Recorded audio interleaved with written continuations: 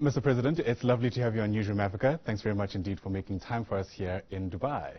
Thank you very much. So, part of what brings us here, part of, I guess, the highlight for Namibia this week is around the summit that coincidentally is taking place as you and I have this conversation. The thrust of the gathering itself is advancing sustainable investment for a diversified, export-driven economy. I wonder to what extent the recent discovery, for instance, of something like oil off Namibia has helped, I guess, attract more attention to a country like Namibia. Thank you very much. Yes, you are right. When I went to Scotland, I have been going to all kinds of conferences. But when I went to Scotland, after this green hydrogen thing was mentioned and oil, I was a star, kind of. So you are right that what we are discovering, what we are told experts are discovering has put Namibia on a higher plane. But we as Namibians must cool it, as I said. It's not a thing that's going to happen today. It will take time. So we don't want to create expectations. When expectations are high, people can take action. People, masses get disappointed. You told us we are rich now. Why are we still poor? So we don't want to create that kind of unrealistic expectation. Right. It will be a long-term thing. It takes time. We are happy to hear there's oil apparently, and we're talking about green hydrogen and so on. These are all things with a long, long time to come. So don't get excited. Cautious optimism is important. Cautious optimism. There you go. And beautiful. I wonder whether you feel you've got the luxury of that time, Mr. President, given just how pressing some of the issues in countries like Namibia are. Many people, as you have pointed out, will be looking at this, dare I say, with drooling, if you like, for lack of a better term, because of just how important it is for many of the issues in Namibia to be addressed expeditiously. Yes, but people are acting in Namibia as if nothing has been done in the 32 years. We have achieved a lot. But when people, I was told by one professor during the Black Power days in America, blacks were angry. So he said, why are blacks so angry now? 30 years ago, were they better off or now? We kept quiet and said, why are they so angry? Because people are seeing the light at the end of the tunnel. They want to rush to reach it, hence anger. So same thing will happen. When people hear there is this discovery, they will think there will be immediate results. But investment is deferred gratification. You don't get it immediately. You have to invest and wait. But people, the masses, when they are going to hear, we are talking about these so-called resources that are there, they will say, where is my share? Right. That's a problem. You speak about share, which is a beautiful way to segue to my next question. I mean, Namibia is a country of about 2.5 million people. Many, hopefully, will be able to watch our discussion and will be asking themselves why it is that, given the resources at your disposal, it was important for Namibia to be represented at a place like Expo. I'm sure you've heard the naysayers that money could have been spent elsewhere. What's your response to that? Well, I was always saying, to make money, you have to spend money. That's how you make money. And Expo is to expose yourself. It's to come here to meet other people and tell many of them who didn't know about Namibia, that Namibia is there. And definitely from attendance, from participation, it was worthwhile. But there will always be some who will always say money could have been spent at home. But money could not have been spent at home. It could have been meant for something else. This was meant for this purpose. We budget for the money. There's a budget that you say every year, go to Parliament and say, for this year we're going to spend so much for Expo, so much for this and this. Right. So we plan for it. We don't just jump and come to this kind of a place. Important clarity, that. And, Namibia and South Africa have a few things in common. Our history is one of the things that stand out, and sadly, both countries are still dealing with the legacy of colonialism that was then followed by apartheid, and you see that really come to life or materialize in the plight of young people in both countries. If there's any one solution that this kind of expo can provide specifically to young people in both our countries, What are you hoping that would be? You see, we were oppressed, not given good education, given Bantu education. We have changed that and we've prepared people. And to prepare them, to give them proper skills, turned out to be our problem now. We gave people education, and they are saying, well, I'm educated, give me jobs. There are two ways to do that. One is, I tool you, you are supposed to use the tools to create jobs yourself. On the other hand, we see it's a success that we have put people in schools that is now backfiring. Therefore, we are going to look for places like this to say, we came to Expo, but forget the Expo. Expo is tomorrow. Today, I was on business conference. You are talking about pledges for investment. That's going to eventually create jobs for those people. Like this green hydrogen. Already they have about 34 million euro. They created scholarships so we can prepare those people for future job. It's a job of the future. We don't have it now. But they must be tooled, they must be prepared for that. Hence scholarships are already coming. They're already going to spend money. They have to sell the papers. We got $100 million. Yeah. Just selling to say, show your interest in it. So things don't happen overnight. You know, investment is deferred gratification. You don't get it immediately. But obviously they are going to reap fruits from this meeting. Right. I don't want to put you on the spot about how soon you think that will happen, but I imagine that's the question. Soon. That's why the word soon. Most presidents say that soon it'll happen. Not all of us said that, not only presidents. Oh, okay. You say myself included. Yes. Guilty as charged. Fair enough. The other issues we're dealing with as we try, I guess, decode the legacy of things like apartheid and colonialism is this contentious issue around land. Different leaders on the continent have responded differently to this issue.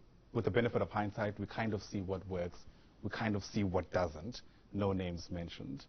From your vantage point, though, are you satisfied with the inroads you've made in Namibia in solving the land question, as it's usually phrased? Yes and no. We must first go back to the drafting of our constitution. You see, Western 5 got involved in the issue of Zimbabwe, Namibia, and South Africa. When Mozambique and Angola got independence, they thought communism as one. So they came to kind of manage the change in where the white people were. So the white people cannot be punished or lose out.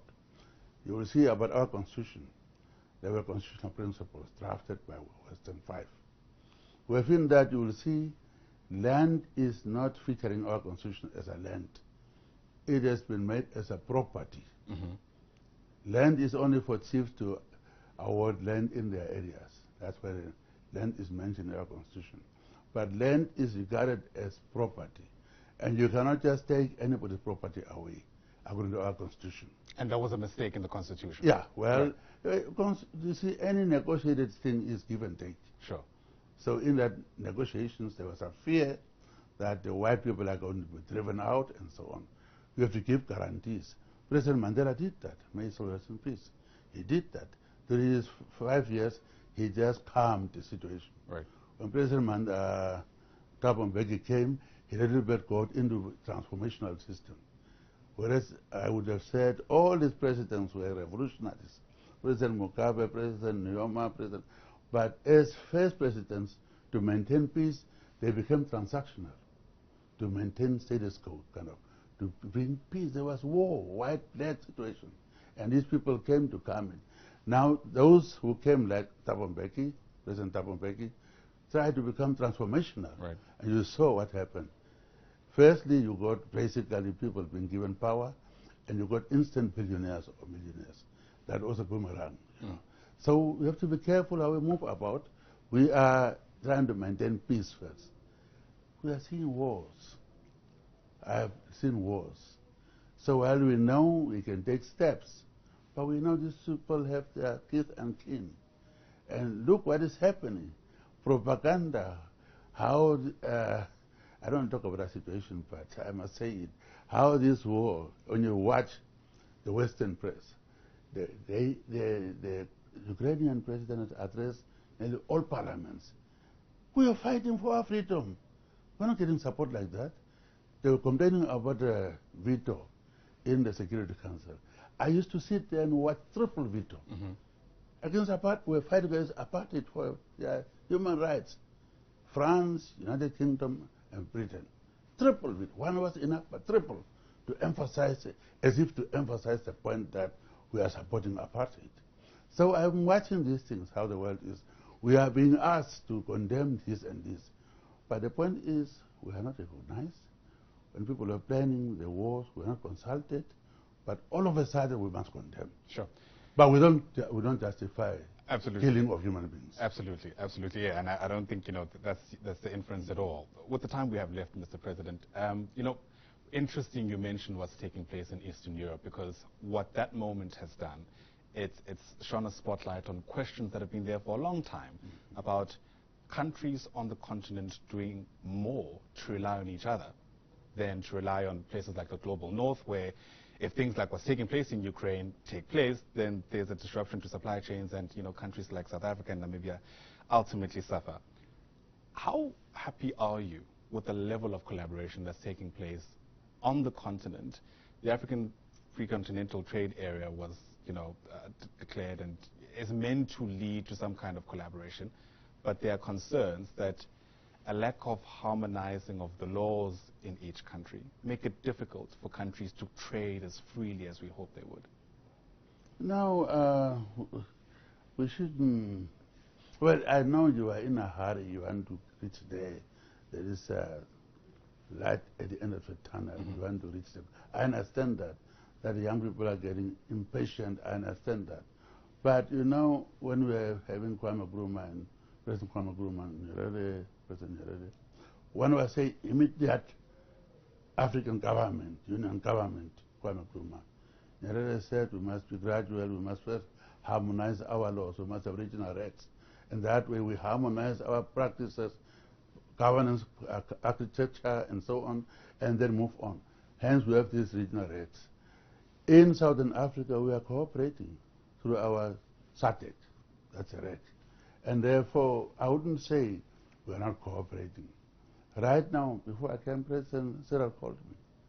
We call each other just like that, not through the secretaries, to discuss things like the Ukraine or Mozambique. We have problems still. We therefore coordinate, we send troops to Mozambique to go and help. Yes. We don't have the means to do that, but we do cooperate. So we shouldn't be told by people we are not cooperating.